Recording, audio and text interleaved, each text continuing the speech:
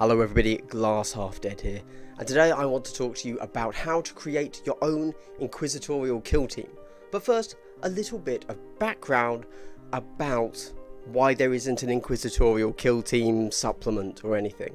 3 years ago when Kill Team released, it released in this order: Core, Rogue Trader, Commanders, Elite, Arena, and then ages later, like 2 years later, we had the Annual.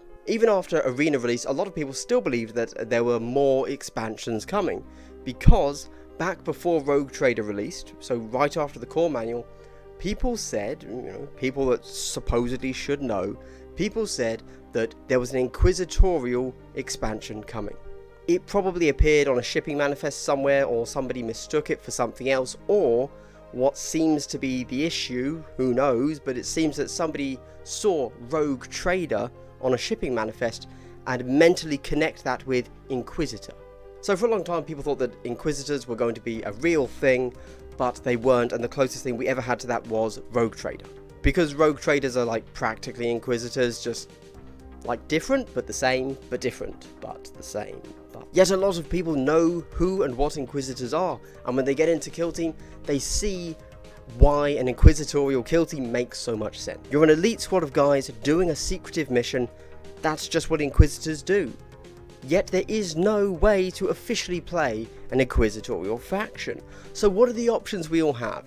In my mind, there are three real options. The first is to homebrew everything. Whether that's just making up your entirely own separate datasheets, not even looking at 40k, and just your own points levels, your own sub-factions, completely homebrewed, that's for you to do. A lot of people have done that. You're now a rules designer. Well done you. Another option is to essentially just remove the faction restrictions. So obviously in match play, you cannot take, let's say, a Tower Fire Warrior and a Death Watch veteran, right? You can't put them together.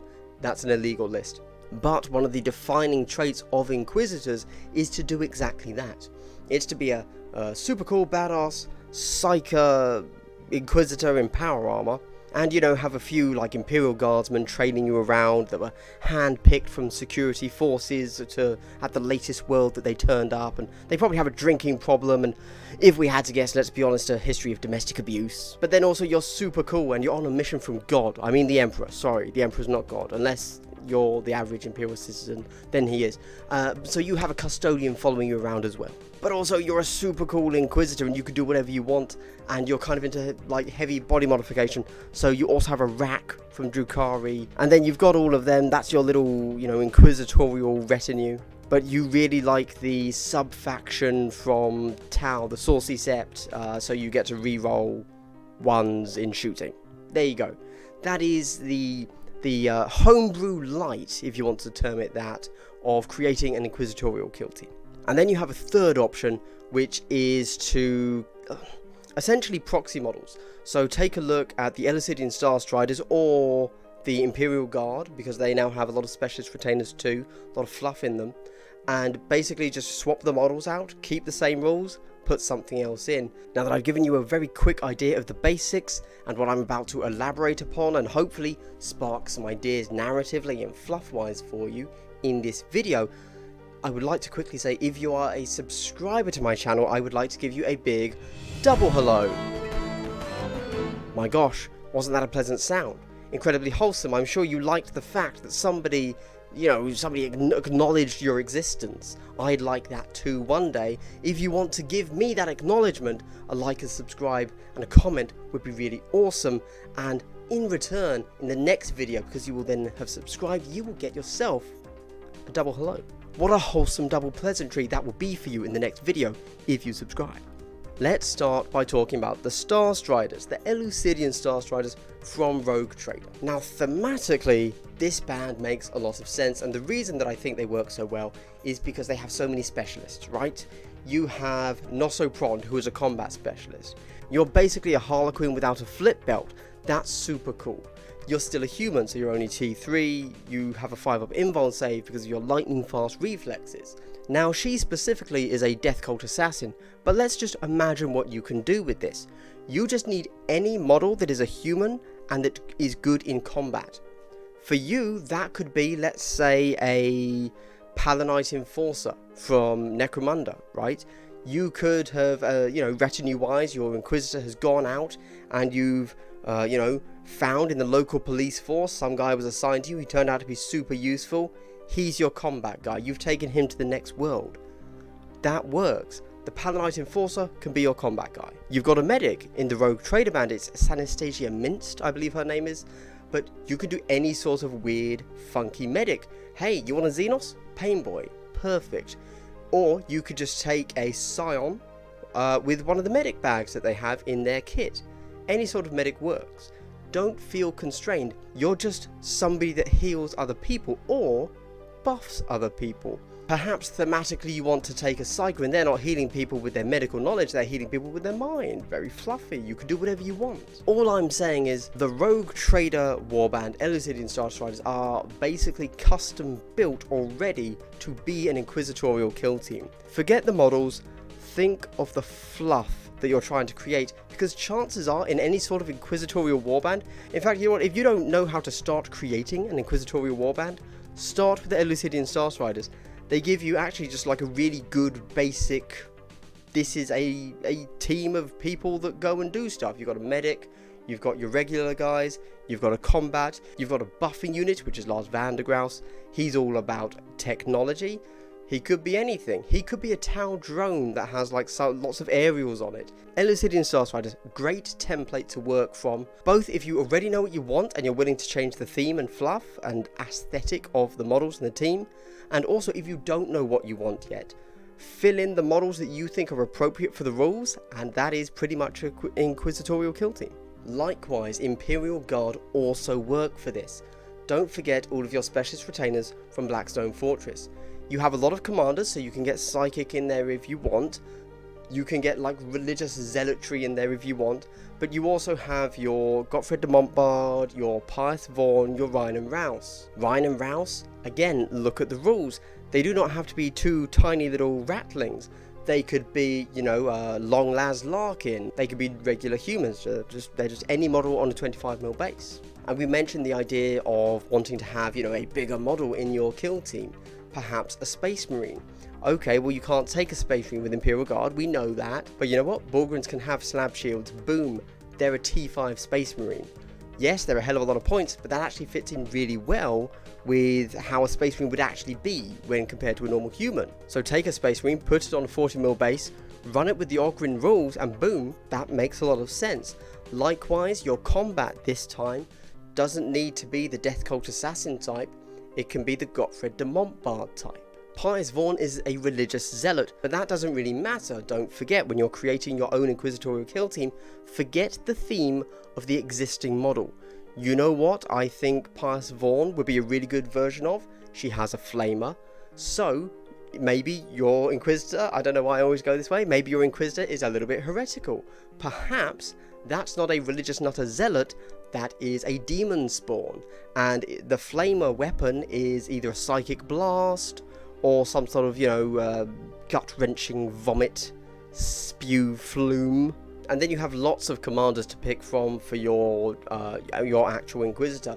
You can be a Psyker, you can be like a dude with a fancy pistol, you've got lots of options there. Or you can be a guy that mind controls other people, like very strong mentally. It all works and makes sense. There is also, of course, if you don't know this, an actual Inquisitor in the game, which is Inquisitor Eisenhorn, turns up in the annual. I'm sure you can find the rules online if you don't know that. He's a regular human, but he has psychic powers. He controls minds. He can naturally be put into Imperial Guard, Death Watch, I think Sisters of Battle, and Adeptus Mechanicus. Again, focus on the rules of the model that you're using there, not the model itself. If you want to use a Psychic Inquisitor, and you just want all of your retinue to be really tough and hardy regular guys, take a regular Imperial Guardsman, maybe a Catachan, right? Put him on a 32mm base, and say that you're running Eisenhorn as a Death Watch commander, and then all of your guys can have Death Watch rules, so they're Marines, they're tough, they're hard to kill, but aesthetically you're running normal, regular looking guys. Go nuts with it is all I'm saying. Try and focus on what the rule represents, and certainly when you're going with the whole Inquisitor thing, I really do think that commanders as a rule set makes sense. So not only can you have a very powerful Inquisitor, you're at 200 points, you can take some funkier models. Really good idea. But likewise, do not be restrained and contained and constricted and restricted by the Imperium. Okay, you might want to run an Imperial Inquisitor, you know, but you can take Genestealer Cults models. You could run a Magus and your Inquisitor can still be the strong psychic guy. Or you can run a Primus and suddenly your Inquisitor is really strong in close combat. Or you can run, you know, this Inquisitor as a sharp shooting pistol guy. If you really want, you can make him a power armored Inquisitor, run him as a Broodlord. Then the Aberrants become your heavy guys, and the beauty of what I've just suggested to you here is that all of these different iterations are 100% legal and could be played in a matched play game. I mean, look, you don't have to play in matched play games, I realise that, but I'm saying I personally like to think of it that way because most of the people I play with want to be ready for, you know, tournaments, so I have to make sure that I can play in a tournament and I have to make sure that they are getting good value of their time spent playing against me.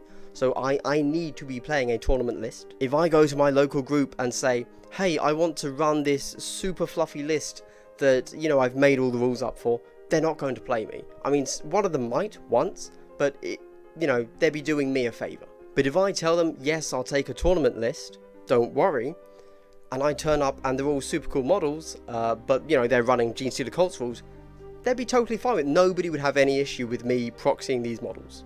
As long as base sizes are correct, I will say. So I realise I've rambled here quite a bit because a lot of people think that I don't like narrative gaming, and I don't know, I felt like I wanted to talk a little bit about making your own Inquisitor team, so let's just quickly wrap up. And to cut a long story short, focus on the theme and what the rules represent. Do not focus on the aesthetic that Games Workshop has decided they need to have. And as I just kind of said there, if you're homebrewing your own rules and you're among friends, that's amazing, great, good job for you, awesome.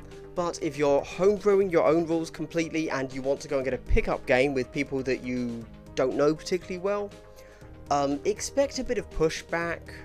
Just because, I mean, hey, you might find yourself in with a really cool, fun, welcoming, very open from a gaming perspective group of people, but you're definitely limiting your opponent pool when you say, hey, I'm only going to play with my made up rules. If you can do that, awesome. But I would definitely recommend trying to look at existing legal rules and fitting around those as opposed to the other way around, because you know, some people might not like that idea, but genuinely, restriction breeds creativity. Some of the best creativeness that has ever existed in the world has been brought around by restrictions. Having a framework within which you must create generally produces far better results than having complete freedom, and ultimately chances are pretty good that even with complete freedom, you're going to start restricting yourself. That maybe went a little bit too deep. If you want to hear more about my thoughts on restriction within creativity, check out my art critique channel on YouTube, which doesn't exist. Anyway, this is the end of the video. Thank you very much for coming, everybody. If you've made it this far, thank you for listening. It really helps out a channel like mine, and you know what's coming.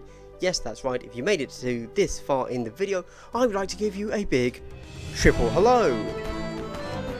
Very wholesome. And you know that the next time you're in my video, you're getting yourself another triple hello. Boom, wholesome, triple pleasantry for everybody. I'm still doing the new green screen style thing. If this is interesting to you, consider checking out my Patreon where you can tell me that it's good financially. If you want to just know more about my channel in general, check out my Facebook, link in description and top comment. If you want to know more about Kill Team in general, check out my Discord, link in description and top comment. And now at the end of the video, I'm going to give you a very quick hobby update. So all talking about Inquisitors is done. Oh, I'm selling like everything I own, Warhammer wise. There is a huge pile of things I'm trying to sell.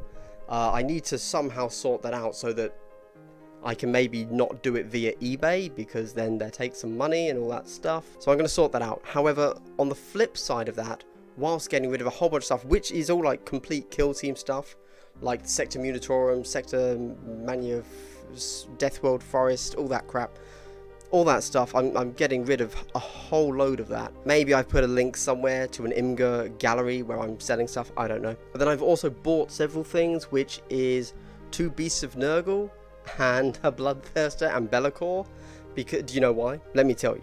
Because I played my Demon Kill Team at the weekend for the first time in ages, and the guy said he thought my demons painted in white and contrast looked good. So I'd kind of been thinking, oh, I'll buy a Be'lakor and do him all up in contrast paint to kind of annoy some people. But like, I genuinely want to do that as well. So that's what I'm doing. You know, does this mean that I'm actually going to end up with a 40k demon army? Man, I don't end up with many 40k armies despite how much I buy. Trust me. But that is the intent. Is it going to happen? I bet money that it won't. But they are so easy to paint because of the color scheme. It might actually happen. I don't know how I managed to get my 1,000 Suns that way. Oh, because I cheated on the Zangors. I did them one color.